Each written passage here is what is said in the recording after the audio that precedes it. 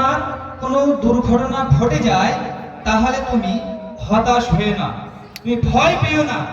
এ কথা বলো না যে আমি যদি এমন এমন না করতাম তাহলে আমার এমনটা হতো না, এ কথা তুমি বলো না। তাহলে আমাদের যদি শব্দটা ব্যবহার করা বন্ধ করতে হবে। এরকম অনেক ধরনের কথা আছে যে যদি আমি শামসি না যেতাম, হাট না যেতাম, তাহলে আমার মোবাইলটা হারাতো না। আমি যদি শামসি না যেতাম, আমি যদি মালদা না যেতাম, আজকে আমি যদি মালদা না যেতাম তাহলে আমার 1000 টাকা হারিয়ে যেত না। মালদা না গিয়ে আমি বাড়িতে বসে থাকতাম, তাহলে আমার কি হতো না? হারাতো না। আমার মা বোনেরা যখন কেউ মারা যায়, হঠাৎ করে কেউ মারা যায়, রাত্রে বলেছে আমাকে কিছু তৈরি করে দাও না গো, আমি খাবো, সকালে খাবা, এখন থাক, রাত্রে ঘুম আসছে। যদি মরে যায় রাত্রে, তখন কান্নাকাটি করবে। কি করবে? কান্নাকাটি করে বলবে, আমাকে রাত্রে বলল ও আমার স্ত্রী, তুমি আমাকে একটা জিনিস তৈরি করে দাও, আমি এই জিনিসটা খাবো। আমি যদি দিয়ে দিতাম তাহলে আজকে সে আমি পস্তাতাম না যে আমার স্বামীটা মৃত্যুবরণ করেছে, আমার ছেলেটা মৃত্যুবরণ করেছে।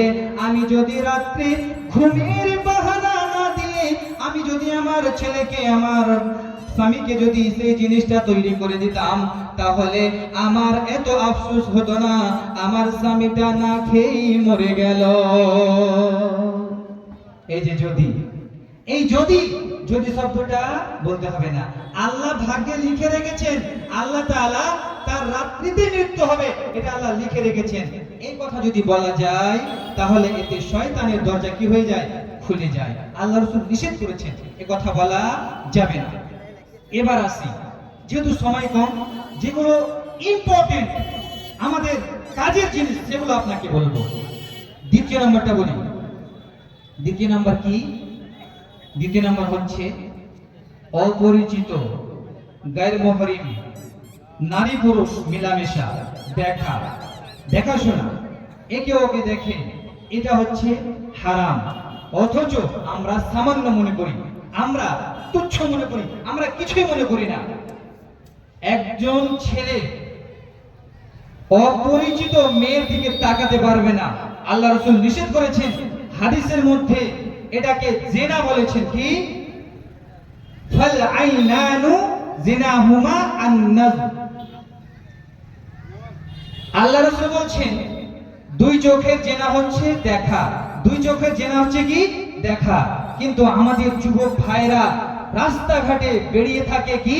যে অমুক যুবতী মেয়ে আসবে, আমাকে দেখতে হবে, আমাকে দেখতেই হবে। সে 10টার সময় স্কুলে যাবে, 10:30টার সময় স্কুলে যাবে, আমাকে দেখতে হবে। যারা এইরকম মনে করছেন যে আমাকে দেখতে হবে, তার একটা ঘটনা শুনুন। আল্লাহ রাসূল সাল্লাল্লাহু আলাইহি ওয়াসাল্লাম এইরকম একটা মজলিসে বসে আছেন, সাহাবায়ে কেরামরা বসে আছেন।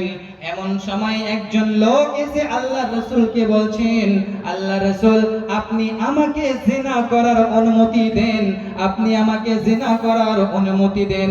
তখন সাহাবায়ে কেরামরা ক্ষেপে গেলেন, রেগে গেলেন। আল্লাহ রাসূল বললেন, তোমরা থেমে যাও।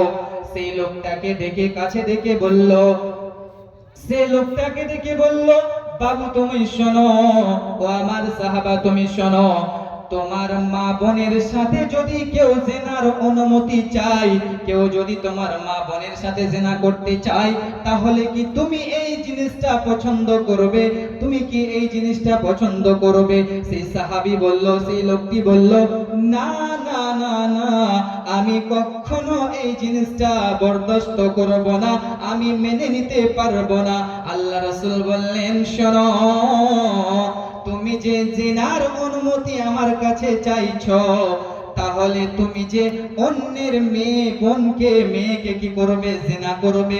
তারও তো মেয়ে, তারও তো বোন, সেও তো অপছন্দ করবে। করবে কি করবে না বলো?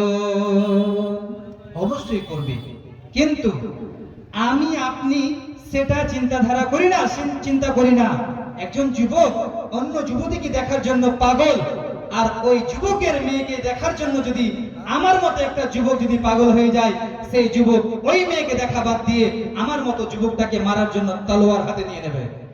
দেখেন, এইরকম রাগটা প্রত্যেকটা বোনের প্রত্যেকটা মেয়ের উপরে শুক্রবার